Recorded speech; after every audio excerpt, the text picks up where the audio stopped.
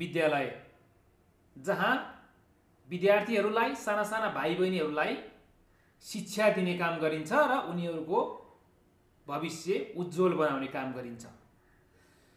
तर त्यहाँ जुन विद्यालयको मैले कुरा गर्दैछु त्यो विद्यालयमा विद्यार्थीको भविष्य उज्जवल होइन अन्धकारतिर धकेलिँदैछ, जहाँ पढाइ होइन, जहाँ राजनीति धेरै हुने गर्दछ, जहाँ राजनीतिको दलदलमा फसिसकेको छ। म त्यही विद्यालयको कुरा तपाईहरुलाई गर्दैछु आज।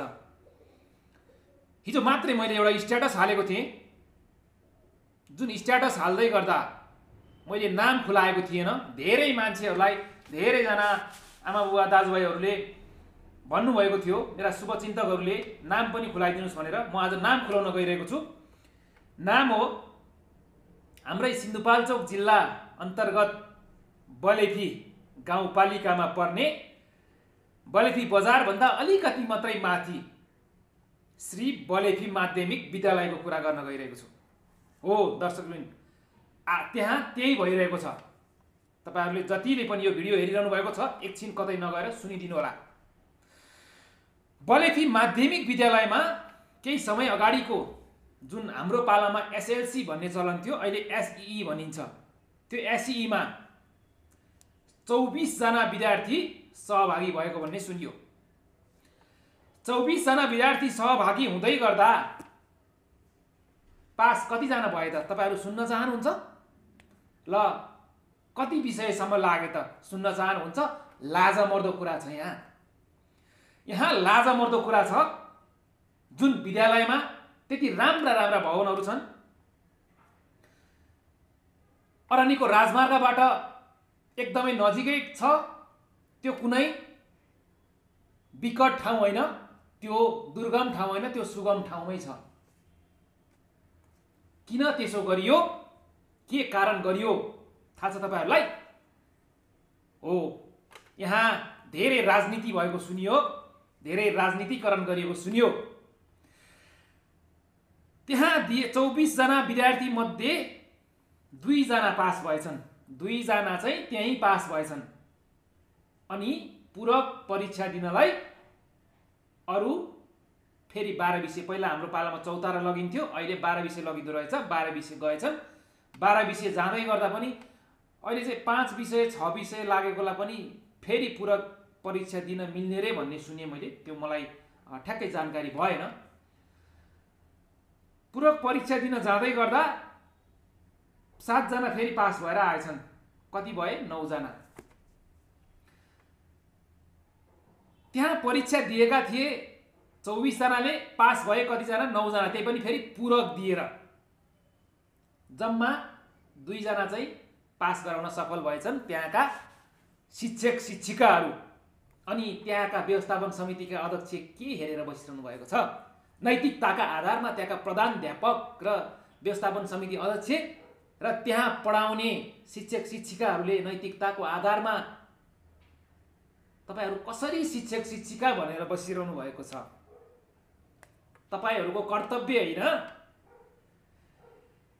कि विद्यार्थीले पढेनन् भने उनीहरुको अभिभावकसँग सल्लाह गरेर पढाइ भएन भन्ने हो, अथवा त्यहाँका गाउँपालिका, त्यहाँको जनप्रतिनिधिहरूलाई कुराकानी गर्ने हो, उनीहरुसँग सरसल्लाह लिएर कसरी चाहिँ विद्यार्थीहरूको भविष्य उज्जवल बनाउन सकिन्छ, कसरी राम्रो शिक्षा दिन सकिन्छ भनेर तपाईहरुले सरसल्लाह गर्न पर्ने हो नि त। त्यतातिर लाग्न पर्ने हैन र? अनि तपाईहरु यसको जिम्मेवार अभिभावक त पक्कै हैनन् होला नि त। अभिभावकले स्कुल पठाएका हुन्छन् र घरमा भन्दा धेरै समय विद्यार्थीहरूले स्कुलमा बिताएका हुन्छन्, त्यो सबैजनालाई थाहा नै छ। बलेफी माध्यमिक विद्यालयका ती हाम्रा जनप्रतिनिधि हुनुहुन्छ, गाउँपालिका अध्यक्षज्यू, उपाध्यक्षज्यू र त्यहाँका शिक्षक शिक्षिकाज्यू, तपाईहरुलाई अलिकति व्यवस्थापन समितिलाई पनि यो प्रश्न गर्दैछु म। यस्तो खालको चाहिँ यो तपाईको 3rd क्लास रिजल्ट आउँदै गर्दा गाउँपालिका अध्यक्षज्यू र उपाध्यक्षज्यू के हेरेर बसिरहनु भएको छ, त्यो तपाईँहरूको कर्तव्य हो कि होइन? त्यहाँ के भइरहेको छ विद्यालयमा त्यो तपाईँहरूले तुरुन्तै फिल्टर गर्न पर्छ कि पर्दैन? अनि तपाईँहरू शिक्षक शिक्षिकाको म नामै भनेर सुनाइन्छु। धेरै विद्यार्थीहरूलाई त्यहाँ म्याथ लागेको भन्ने सुनियो, अनि कोही विद्यार्थीहरूलाई त सबै विषय पनि लागेको छ अरे। कस्ता खालको पढाइ दिनुभयो तपाईँहरूले? दिन कटाउने मात्रै काम गर्नुभयो कि पढाउनु पनि हुन्छ तपाईँहरू? यहाँ शिक्षक, यहाँ व्यवस्थापन समितिका पदाधिकारीहरू हुँदो रहेछ नारायण खड्का, व्यवस्थापन समितिका अध्यक्षज्यू। नैतिकताका आधारमा तपाईँ अध्यक्ष भनेर बसिरहन मिल्छ कि त्यहाँबाट राजीनामा दिएर अरूलाई बाटो क्लियर गरिदिने हो? तपाईँको राजीनामा हुने नहुनेसँग मेरो सम्बन्ध होइन, तर तपाईँले यस्तो खालको थर्ड क्लास रिजल्ट तपाईँ व्यवस्थापन समितिको अध्यक्ष हुँदै गर्दा आउँदाखेरि तपाईँले जिम्मेवारी लिन पर्छ कि पर्दैन यो कुरामा? अनि यहाँ हुँदो रहेछ सदस्य कृष्णमाया श्रेष्ठ, कृष्णमाया श्रेष्ठ, चन्द्र श्रेष्ठ, हरिशरण नेपाल र चेतनाथ पराजुली। चेतनाथ पराजुली त यहाँ प्रधानाध्यापक नै हुनुहुँदो रहेछ, प्रधानाध्यापक नै हुनुहुँदो रहेछ। तपाईँहरू धेरै राजनीति गर्नुहुन्छ अरे भन्ने सुनेको छु मैले। यहाँ तपाईँहरूको कोले कता कता कुन कुन चुनावमा जितेको हारेको कुराले यहाँ शिक्षकहरूको टकराव छ अरे भन्ने पनि सुनेको छु मैले। अहिले यो कुरा खोल्दिनँ म, कुनै दिन यो कुरा खोलौँला समय आउँदै गर्दा। तर तपाईँहरूले जिम्मेवारी लिन पर्छ कि पर्दैन? अझै त्यो पद ओगटेर त्यही कुर्सीमा तासिएर बस्न तपाईँहरूलाई अलिकति अप्ठ्यारो लागेन? बलिफिका जनता के हेर्दै हुनुहुन्छ? तपाईँहरूको बाल बच्चाको भविष्य यत्तिकै अन्धकारमा छोडिदिने हो? यो विषयमा तपाईँहरू गहन भएर सोच्नुहोस्। शैक्षिक यो विद्यालयहरूको विषयमा मलाई किन यो विद्यालयहरूको बारेमा बोलेको, किन विद्यालयहरूको बारेमा यो साना साना कुरा उठाएको भनेर मलाई विभिन्न कमेन्ट आउँछ क्या। तर कमेन्ट गर्नेले गर्दै गर्नुहोस्, तर आवाज उठाउन छोडिदिनु। जहाँ गलत हुन्छ त्यहाँ 1 रुपियाँ हिनामिना भएको छ, 1 रुपियाँको पनि गलत भएको कुरा आउँछ भने त्यो आवाज सुरज खड्काले निस्वार्थ रूपमा उठाउँछ। ढुक्क हुनुहोस्। मलाई कुनै पार्टीको झोला बोक्नु छैन, कोहीसँग कमिसन लिनु छैन र कोहीसँग झुकेर डढाएर हिँड्नु छैन। मैले गलत गरेको छैन र गलत गर्नेलाई छुट दिँदा पनि दिन्न। मेरो पेसाले भ्याएसम्म खबरदारी गर्नेछु। अनि यहाँ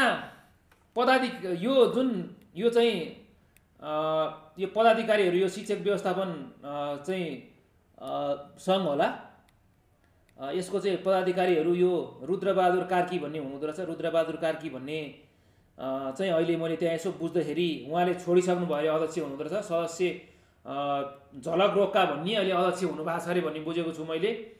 अनि यो निलबहादुर खत्री हुनुहुँदो रहेछ, यो अलिकति ब्लोर छ। मदन काजी श्रेष्ठ हुनुहुँदो रहेछ, कोपिला विक हुनुहुँदो रहेछ है। अनि त्यस पछाडि जानकी देवी श्रेष्ठ हुनुहुँदो रहेछ, प्रमिला माझी हुनुहुँदो रहेछ, गीता गिरी हुनुहुँदो रहेछ, नारायण खड्का हुनुहुँदो रहेछ, चेतनाथ पराजुली हुनुहुँदो रहेछ, दीपक नेपाल हुनुहुँदो रहेछ। यो पदाधिकारी मात्रै भएर बस्ने हो कि तपाईँहरू? यहाँ काम पनि गर्ने हो, विद्यार्थीको भविष्य पनि उज्जवल बनाउने हो क्या? प्रश्न यहाँ मात्रै रह्यो क्या? अनि यहाँ म शिक्षकहरूको नाम पनि पढेर सुनाइन्छु। प्रधानाध्यापक चेतनाथ पराजुली, तपाईँ चाहिँ वास्तवमा प्रधानाध्यापक नै भइरहन पर्ने कि तपाईँ पद मात्रै ओगट्न आउनुभएको कि विद्यार्थीको भविष्य, त्यहाँका विद्यार्थीको भविष्य उज्जवल बनाउन आउनुभएको? तपाईँका छोराछोरी कहाँ पढिरहेका छन्? यो तपाईँलाई प्रश्न। तपाईँ आफ्नो छोराछोरी कहाँ पढाइरहनु भएको छ? यो तपाईँलाई प्रश्न।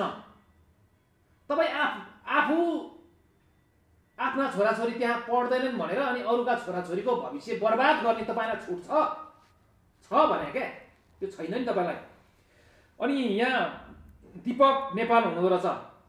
आदरणीय गुरु नमस्कार, हजुरले मलाई लगभग 66-67 तिर जस्तो लाग्छ मलाई, 65-66 तिर मलाई श्रीदेवी माविमा पेड्कुमा पढाउनु भएको थियो, इङ्ग्लिस विषय पढाउनु भएको थियो, तपाईँ आज सरुवा भएर त्यहाँ आउनु भएको छ अरे भन्ने सुने। तपाईँ सहायक प्रधानाध्यापक हुनुहुँदो रहेछ। नैतिकताको आधारमा तपाईँ पनि जिम्मेवार हुनुपर्छ सर। तपाईँले मलाई पढाउनु भएको भन्दैमा म तपाईँको कुरा बाहिर नल्याउने भन्ने होइन, यहाँ धेरै राजनीति भइरहेको छ भन्ने बुझिरहेको छु सर। यो कुरा मैले धेरै पर जान्न, म अघि मैले भनिसकेँ राजनीतिको विषयमा अलिअलि तपाईँहरूलाई। यो राजनीतिको विषयमा तपाईँहरूको मैले भण्डाफोर गर्न पर्यो भने मलाई पढाउने शिक्षक हुन्, चाहे अरूलाई पढाउने शिक्षक हुन्, चाहे कुनै पार्टीका, कुनै काङ्ग्रेसका हुन्, एमालेका हुन्, माओवादीका हुन्, राप्रपाका हुन्, चाहे राष्ट्रिय स्वतन्त्र पार्टीका हुन्, कसैलाई पनि विद्यार्थीको भविष्य अन्धकार बनाउने छुट छैन है। अनि दीपक ओली हुनुहुँदो रहेछ अर्का, मुक्तिनाथ नेपाल हुनुहुँदो रहेछ। नाम त धेरै राम्रो राम्रो छ उहाँहरूको। चेतनाथ भनेको चेत भएको तर चेतना चाहिँ दिन सक्नु भएन। चेत आफ्नो चाहिँ चेतनाथ नाम चाहिँ आफ्नो चेत भएको भयो तर यता विद्यार्थीलाई चाहिँ चेतना दिन सक्नु भएन। हाम्रो दीपक दुईजना हुनुहुँदो रहेछ सरहरू। उहाँहरूले पनि खोइ के हेरिरहनु भएको छ। तपाईँहरू सहायक प्रधानाध्यापक हुनुहुन्छ सर तपाईँ, होइन? तपाईँ त राम्रो शिक्षक रूपमा मान्थेँ मैले है। तपाईँको पनि एउटा जिम्मेवारी त हुनुपर्छ नि सर। तपाईँ जिम्मेवार त हुनुपर्छ नि, होइन? ल प्रधानाध्यापकले गरेन भने तपाईँ पनि त जिम्मेवार त भइदिनु पर्ला नि त सर, होइन? अनि अर्का हुनुहुँदो रहेछ मुक्तिनाथ नेपाल, अनिता कोइराला, तारानाथ तिमल सिन्हा, निर्मला नेपाल, स्वस्तिका नेपाल है। मैले यहाँ कोड गर्न खोजेको छु। स्वस्तिका नेपाल भन्ने म्याडम चाहिँ म्याथ पढाउनु हुँदो रहेछ। त्यहाँ सबभन्दा धेरै म्याथै लागेको छ। उहाँले म्याथ पढाएर सबै ध्वस्तै बनाएर अहिले सरुवा भएर खोइ कतातिर 12 नगरपालिकातिर कि कतातिरको स्कुलमा पुग्नु भएको छ अरे। ध्वस्तै बनाएर बलेफी गाउँपालिका ध्वस्त बनाएर अब फेरि त्यहाँ ध्वस्त बनाउन जानुभयो होला सायद। उहाँ स्थायी पनि होइन अरे, उहाँ चाहिँ अस्थायी नै हो। नाम निकालेर फेरि उता जानुभएको छ अरे। स्वस्तिका नेपाल भनेको अस्थायी म्याथको टिचर हो। उहाँले बलेफी गाउँपालिका ध्वस्त बनाएर जानुभयो, म्याथ पढाएर सबैलाई विषय धेरैलाई म्याथै लागेको छ अरे। त्यसरी ध्वस्त बनाएर जानुभयो। अब अरू कहाँ सरुवा भएर जानुभएको छ स्वस्तिका नेपाल, त्यहाँ पनि ध्वस्त बनाउनुहुन्छ उहाँले। विचार गर्नुहोस् है, त्यहाँका अभिभावकहरूले पनि विचार गर्नुहोस्। हरिशरण नेपाल, सूर्यमाया भुजेल, शोभा पराजुली, देवकी पराजुली, सम्झना मोक्तान, नारायण कृष्ण अधिकारी, सानुमाया श्रेष्ठ, जुना वन के छ यहाँ, जुना वन के छ, उहाँहरू हो टिचरहरू। यहाँ 4, 8, 12, 16 जना विद्यार्थी के अरे शिक्षकहरू हुनुहुँदो रहेछ, होइन? 16 जना शिक्षकहरूले 10 क्लाससम्म पढाउनुहुन्छ। तर रिजल्ट आउँछ हातमा लाग्यो शून्य आलु। 24 जनामा तपाईँको 2 जना रेगुलर पास भएर अनि अरू तपाईँको चाहिँ फेरि पुरा परीक्षा दिन गएर अरू 7 जना पास हुने। यो त लज्जास्पद हो क्या। यो सिन्धुपाल्चोकभरिकै लज्जास्पद होला सायद। सिन्धुपाल्चोकमा अरू पनि यस्ता व्यक्ति कहाँ छन् अनि यसै गरेर पदमा टाँसिएर जुगा टाँसिएर बसिरहेका छन् भने त्यो दिनुहोस् क्या, मलाई प्रमाण दिनुहोस् न। यिनीहरूको भण्डाफोर गर्छु क्या, म कसैलाई छोड्दिनँ, गलत गर्नेलाई छुट छैन। यहाँ हामी जस्ता हामी पनि विद्यालय नै त्यहाँ सरकारी स्कुल पढेर आएका हौँ। हामी जस्ता भोलि हामी जस्ता हुने हो नि त ती विद्यार्थीहरू, होइन? भोलि उनीहरूको जब बलियो बसालिदिन पर्यो नि त। विद्यालय भनेको त आफ्नो बाउआमा पछाडिको बाउआमा हो क्या। त्यो अभिभावकै हो क्या। त्यो विद्यालय भनेको नि आफ्नो बाउआमा पछाडिको बाउआमा हो क्या। पहिलो सिकाइ नै उसले बाउआमा पछाडि चाहिँ स्कुलबाट सिक्छ क्या, पहिलो कुराहरू नै। त्यही भएर यो कस्तो लज्जास्पद गर्नुभएको तपाईँहरूले, होइन? तपाईँहरू नैतिकताको आधारमा, प्लिज नैतिकताको आधारमा तपाईँहरू राम्रो मान्छेलाई ल्याएर राखिदिनुहोस् न। तपाईँहरूकै समझदारीमा राम्रो मान्छे ल्याएर राखिदिनुहोस् न। बलेफीका जनताहरू के हेरेर बसिरहनु भएको छ क्या? बोल्न सक्नुहुन्न तपाईँहरू। सधैँ ठुलो हेरेर आफ्नो बच्चाको भविष्य बर्बाद गर्नुहुन्छ। कति समय बर्बाद गर्नुहुन्छ? कति समय त्यो स्कुलमा राजनीति गर्न दिनुहुन्छ? कति समय राजनीतिमा गिजोल्नुहुन्छ त्यो स्कुललाई, त्यो शैक्षिक संस्थालाई। त्यो शैक्षिक संस्था विद्यार्थीको भविष्य बनाउनको लागि खोलिएको शैक्षिक संस्था हो। तर राजनीतिको आडमा कति विद्यार्थीहरू त्यहाँ, हेर्नुहोस् त, भविष्य बर्बाद भएन? न एससी फेल भएर नयाँ भने जस्तो नेपालमा जागिर पाउँछन्, न विदेश जान नै उनीहरूको भिसा लाग्छ। अनि झम्पल हान्न जाने अब साउदी कतार, राम्रो देशमा त भिसा लाग्दैन, दिँदैन। अनि साउदी कतारको पनि अब उस्तै पर्यो भनेदेखि साउदी कतार दुबईको पनि एसएलसी चाहिँ पास खोज्छ। अनि तपाईहरू आफ्नो बालबच्चाहरू चाहिँ राम्रा राम्रा विद्यालयहरू खोजेर पढाउने, राम्रा राम्रा विद्यालयमा होस्टेल राखेर, कोही काठमाडौँ, कोही अमेरिका, अस्ट्रेलिया, कता कता हुन्छ, राम्रा राम्रा विद्यालयमा राखेर पढाउने, अनि आफूले पढाउने विद्यालयमा चाहिँ ती विद्यार्थीहरूको भविष्य बर्बाद गरिदिन तपाईँहरूलाई शरम लागेन? शरम लागेन तपाईँहरूलाई? तपाईँहरूलाई यति धेरै पाप लाग्छ कि विद्यार्थीहरूको भविष्य बर्बाद गरिरहनु भएको छ। तपाईँहरूले वर्षौँदेखि राजनीतिको आडमा तपाईँहरूले विद्यार्थीको भविष्य बर्बाद गरिरहनु भएको छ। कहाँ कसले जिताउन सहयोग गरेन अरे मलाई भन्ने, अनि त्यहाँबाट टक्राव गर्ने, दुईजना चाहिँ त्यहाँ नबोल्ने, चाहिँ के अरे दुईजना सरहरू नै त्यहाँ झगडा गर्ने, होइन, एउटै पार्टीको भन्ने, के भन्ने, अर्को पार्टीको भन्ने, त्यस्तो खालको लज्जास्पद काम पनि गर्ने हो तपाईँहरू शिक्षक भएर? तपाईँहरू तलब चाहिँ नेपाल सरकारबाट लिने, पढाउनको लागि भनेर तलब लिएर आउने, अनि राजनीति गरेर अनि त्यहाँबाट विद्यालय ध्वस्त बनाउने छुट छ तपाईँहरूलाई? गाउँपालिका अध्यक्षज्यू, तपाईँले तत्काल यस्तालाई कारवाही गरेर तत्काल कारवाही गर्नुहोस्। कता कता हटाउने हो कि अनुदानमा ल्याएको, कता कताबाट ल्याएकोलाई हटाउने हो कि त्यो स्थायी टिचरहरूलाई पनि यो बस्ने त्यसरी राख्ने छुट छैन क्या? यसरी भविष्य बर्बाद गरेर उहाँहरूले पढाउन सक्नुहुन्न भने त्यही तलमा बरु अर्को संविधान नियम कानुन अनुसार मिल्छ भने बिदाय गरिदिनुहोस्, अर्का बरु प्राइभेट मास्टरहरू ल्याउनुहोस्, अलि राम्रै खालका पाइन्छन्। त्यति तलबमा धेरै राम्रो राम्रो पाइन्छन्। यहाँ 10,000 12,000मा प्राइभेट बोर्डिङ स्कुलहरूमा पढाइरहेका थिए शिक्षक शिक्षिकाले कति राम्रो पढाएको छन् त्यहाँ, हेर्नुहोस् त कति राम्रो आउँछ त्यहाँ रिजल्ट। अनि तपाईँहरू वर्षौँदेखि अनि त्यहाँबाट चाहिँ म स्थायी टिचर भन्ने, सरकारी टिचर भन्ने, सरकारी काम कहिले जाला घाम भनेर बस्ने, तपाईँहरूलाई लाज शरम लाग्दैन? कति समयसम्म विद्यार्थीको भविष्य बर्बाद? तपाईँहरू जहाँ सरह भएर जानुहुन्छ त्यहाँ विद्यार्थीको भविष्य बर्बाद गर्दै जाने तपाईँहरू। धिक्कार होस् तपाईँ जस्ता सर मिसहरू, शिक्षक शिक्षिकाहरूलाई र व्यवस्थापन समितिका अध्यक्षलाई। अझै पनि जुगा टाँसेर बसिरहनुहोस् तपाईँहरू। अब त्यहाँका जनताले लखेट्नु पर्यो क्या? त्यहाँका जनता किन चुप लाएर बस्नुभयो क्या तपाईँहरू? यस्ता मान्छेहरूलाई सुधार्न पर्दैन? तपाईँहरू नेतृत्व परिवर्तन खोज्न पर्दैन? त्यहाँ सर मिसहरू यो भएन, हामीलाई शिक्षक शिक्षिका भएन, हाम्रो बच्चाको भविष्य बर्बाद भयो भने तपाईँहरू उठ्न पर्दैन? तपाईँहरूले आवाज उठाउनु पर्दैन? कति सोझो भएको तपाईँहरू, कति सोझो भएको? यस्ता छन् व्यथिति, यस्तै अरू पनि व्यथिति छन् भने मलाई खबर गर्नुहोस्। गोप्य रूपमा तपाईँहरूको व्यथिति म जस्ताको जस्तै राखिदिने बाचा सहित अहिलेको लागि म बिदा हुन चाहन्छु। बलेफी गाउँपालिकाको यो बलेफी माध्यमिक विद्यालय तत्काल सुध्रियोस्, त्यहाँको नेतृत्व परिवर्तन होस् र त्यहाँका शिक्षक शिक्षिकाहरू कस्ता खालका राख्ने हुन्, त्यहाँका वडा, त्यहाँको पालिका सबैले सरसल्लाह गरेर, त्यहाँको अभिभावक बसेर सबैले सरसल्लाह गरेर राम्रो खालको अर्को चोटिमा रिजल्ट आउँदा 100मा 100% पास हुने वातावरण गराउनुहोस् भन्दै अहिलेको लागि म कार्यक्रमबाट बिदा हुन चाहन्छु। हस् त, धन्यवाद, नमस्कार।